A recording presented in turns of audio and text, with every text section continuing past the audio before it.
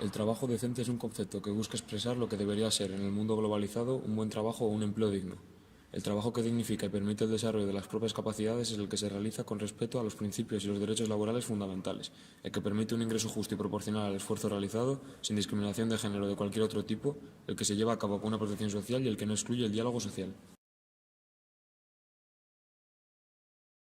Se estima que 172 millones de personas en todo el mundo estuvieron sin trabajo solo en 2018, con una tasa de desempleo del 5%.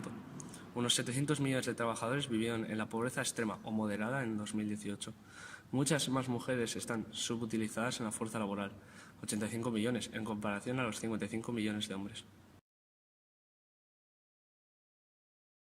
El desarrollo sostenible es un concepto definido en el Informe Brundtland de 1987, elaborado por distintas naciones y que se refiere al desarrollo que satisface las necesidades de la generación presente sin comprometer la capacidad de las generaciones futuras de satisfacer sus propias necesidades.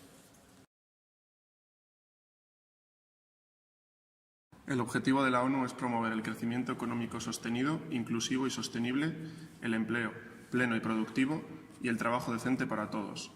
Dentro de las metas a cumplir, las más significativas pueden ser: mejorar progresivamente, de aquí a 2030, la producción y el consumo eficientes de los recursos mundiales y procurar desvincular el crecimiento económico de la degradación del medio ambiente.